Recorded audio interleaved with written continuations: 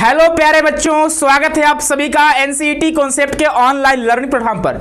तो बच्चे दिन प्रतिदिन आप सभी को वीडियो मिलते जा रहे हैं, यानी आपका जो एनसीईटी आईटीपी रिलेटेड कोई जो प्रॉब्लम है बच्चे वो सॉल्व होता जा रहा है। ठीक है, इसी कड़ी में हम लोग आगे बढ़ते हैं और आज हम लोग देखने वाले हैं आपके समझिए अभी आप फॉर्म भर रहे होंगे 20 फरवरी से जब से फॉर्म आया है। बहुत सारे बच्चे एनसीईटी में नए हैं, उनको एनसीईटी आईटीपी के बारे में नहीं पता है। तो आज के इस वीडियो में पूरी तरह से हम लोग जानेंगे कि न्यू एडमिशन प्रोसेस क्या है, स्टेप बाय स्टेप समझेंगे।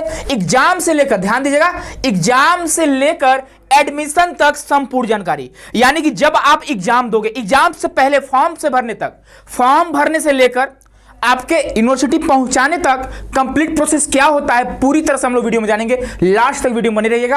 और जो बच्चे पहली बार चैनल से विजिट कर रहे होंगे, चैनल को सब्सक्राइब कर लीजिएगा, बेल आइकन को प्रेस कर लीजिएगा, ताकि कोई भी अपडेट आए, कोई भी नोटिफिकेशन आए आपसे न रह जाए। इस बात का ध्यान रखिएगा। चलिए भाई आगे बढ़ते हैं, तो बात कर लेते हैं टारगेट। बच्चे वैसे आपका लिए क्रैश कोर्स आ चुका है 45 दिन का, तो इसको हटा ही दीजिए, है ना। 45 दिन का क्रैश कोर्स आ चुका है और मात्र 1399 रुपए प्राइस है। कितना है जो प्राइस है? मात्र बच्चे 1399 प्राइस है। इस बात का ध्यान रखिएगा।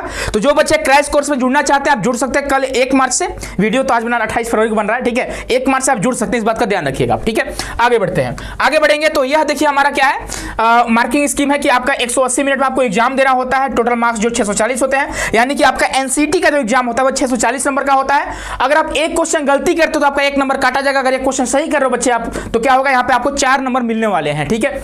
4 सेक्शन का आपको एग्जाम देना होगा। और ध्यान रखिएगा, पहले सेक्शन में आपका लैंग्वेज आता है, कोई 2 लैंग्वेज आपको ऑप्ट करने हैं। लैंग्वेज ऑप्ट करने पर भी हमने वीडियो बना रखा है, कौन सा आपको लैंग्वेज ऑप्ट करना चाहिए जिससे आप अच्छा से अच्छा नंबर ला सकते हो। अगला है 3 डोमेन, डोमेन के बारे में बात कर चुके हैं हम लोग। अब अगला आता है जनरल टेस्ट और एक आता है आपका टीचिंग एप्टीट्यूड, ठीक है। आगे बढ़ेंगे तो अब देखिए क्या होगा, ध्यान से आप हमारी बातों को सुनिएगा। अगर ध्यान से आप सुनते हैं तो चीजों को आसानी से समझ पाएंगे आप लोग, ठीक है। देखिए पहले क्या होगा कि एनसीईटी का एप्लीकेशन फॉर्म आता है, जो कि बच्चे आपका 20 फरवरी से फॉर्म आ चुका है। और लास्ट डेट कब है तो बोलोगे 16 मार्च जो है ना लास्ट डेट है। वैसे डेट बढ़ भी सकता है, लेकिन इसके बारे में मैं कुछ कमिटमेंट नहीं करना चाहता हूं। एग्जाम जो है बच्चे 29 अप्रैल को आपका एग्जाम होने वाला है। कब? 29 अप्रैल को आपका एग्जाम होने वाला है। तो पहले आप अपना एप्लीकेशन फॉर्म भरोगे। अब देखो एप्लीकेशन फॉर्म आपको कैसे भरना है। BA BEd, BSc BEd, BCom BEd, आप 3 कोर्स के लिए भरोगे, तीनों में से कोई एक के लिए भरोगे। लेकिन आपको स्टेज अपना अच्छे से ऑप्ट करना है, यानी स्टेज स्पेशलाइजेशन अच्छे से आपको देख लेना है कि क्या आपको सेकेंडरी स्टेज का कोर्स करना है, कि मिडिल का करना है, कि प्रिपरेटरी का करना है, कि फाउंडेशन का करना है। तो इस बात का ध्यान रखिएगा। इससे पहले जो वीडियो मिलेगा आपको स्टेज स्पेशलाइजेशन का मिला होगा, तो उस वीडियो को देखकर ही फॉर्म भरिएगा, अन्यथा बाद में आपको दिक्कत हो सकती है। इस बात का ध्यान रखिएगा। तो पहले आप फॉर्म भरोगे कोई भी कोर्स का, BA BEd, BSc BEd, BCom BEd. जैसे ही फॉर्म भरोगे आपका फॉर्म कंप्लीट हो जाएगा। उसके बाद क्या होगा, एग्जाम से 10 दिन पहले, 1 सप्ताह पहले, 1 वीक पहले क्या होता है, आपका सिटी अलॉट कराया था आपके लिए कि किस शहर में, किस सिटी में आप एग्जाम देने जाने वाले हो। सिटी अलॉटमेंट के समझिए 4-5 दिन बाद क्या होता है, आपका एडमिट कार्ड आता है। अब यही एडमिट कार्ड लेकर आप क्या करने जाते हो, एग्जाम देने जाते हो, ठीक है। एडमिट कार्ड एग्जाम से 4 दिन 5 दिन पहले आ सकते हैं, 3 दिन 2 दिन पहले आ सकते हैं, डिपेंड ऑन एनटीए पर डिपेंड करता है। फिर क्या करोगे, आप अपना एडमिट कार्ड लेकर आप एग्जाम देने जाओगे। एग्जाम देकर निकलोगे, 1 महीने के अंदर क्या होता है, 1 से 1.5 महीने के अंदर, यानी कि लगभग 1 मंथ मान लीजिए। इसी के अप्रोक्स क्या होता है आपके लिए, क्या होता है, आंसर की आता है। पहले प्रोविजनल आंसर की आता है, उसके बाद आप क्या करते हो, उसमें आप चैलेंज कर सकते हो, और उसके बाद फाइनल आंसर की आता है। और फाइनल आंसर की आने के बाद आपका रिजल्ट आ जाता है कुछ दिन में, ठीक है। 2-3 दिन में आपका रिजल्ट आ जाता है, और रिजल्ट को ही आप स्कोर कार्ड बोलते हो। आपका जो एडमिशन होता है ना, इसी स्कोर कार्ड के बेस पर होता है। आप यही स्कोर कार्ड जो है ना हर एक यूनिवर्सिटी में लगाने वाले हो। अब यूनिवर्सिटी में लगाने का क्या मतलब है, तो जैसे आपका स्कोर कार्ड आ जाएगा, आप स्कोर कार्ड लेकर कहां जाओगे, तो आप जाओगे अपने ड्रीम यूनिवर्सिटी में, जहां से आपको अपना BA BEd, BSc BEd, BCom BEd करना है। लेकिन कुछ ऐसे यूनिवर्सिटी हैं जो ऑफलाइन काउंसलिंग करते हैं, कुछ ऐसे यूनिवर्सिटी है जो ऑनलाइन काउंसलिंग करते हैं। अब ऑनलाइन काउंसलिंग या तो हर एक यूनिवर्सिटी का अलग अलग काउंसलिंग पोर्टल होता है, या फिर कुछ ऐसे यूनिवर्सिटी है, सब मैं बताऊंगा, टेंशन नहीं लेना है, पूरा मैं बताऊंगा कौन सा यूनिवर्सिटी का काउंसलिंग पोर्टल है, कौन अपना गूगल फॉर्म दे रहे। कुछ यूनिवर्सिटी ऐसे है ना जो गूगल फॉर्म प्रोवाइड करती है कि अगर आप इंटरेस्टेड हो तो लो भैया मैं आपको गूगल फॉर्म दे रहा हूं, आप गूगल फॉर्म भरो, आपका डाटा मेरे पास आएगा, आपका स्कोर कार्ड मेरे पास आएगा, आपका नाम, गांव, पता मेरे पास आएगा। उसके बाद मैं क्या करूंगा, मैं मेरिट लिस्ट जारी करूंगा। तो सर यह काउंसलिंग पोर्टल कैसे पता चलेगा कौन सा यूनिवर्सिटी कब अपना स्टार्ट कर रही है? बच्चे आप एक काम करना, एनसीईटी कॉन्सेप्ट का टेलीग्राम चैनल, एनसीटी कॉन्सेप्ट का टेलीग्राम चैनल ज्वाइन कर लेना। टेलीग्राम पर ही आपको हर एक यूनिवर्सिटी के काउंसलिंग पोर्टल का लिंक मिल जाएगा या फिर हर एक यूनिवर्सिटी के गूगल फॉर्म का आपको लिंक मिल जाएगा। तो गूगल फॉर्म के लिंक के लिए, काउंसलिंग पोर्टल के लिंक के लिए आप एनसीटी कॉन्सेप्ट टेलीग्राम चैनल को ज्वाइन कर लेना। वहां पे सारी चीजें समझिए एकदम जैसे ही आएगा आपको मैं प्रोवाइड कर दूंगा, ठीक है। इस बात का ध्यान रखिएगा। जैसे ही आप अपना काउंसलिंग पोर्टल में अपना रजिस्टर करते हो, पेमेंट वगैरह करना पड़ता है, पेमेंट करते हो 250, 300, 1000 रुपए तक होती है ना। अलग अलग यूनिवर्सिटी में अलग अलग फी वगैरह होता है।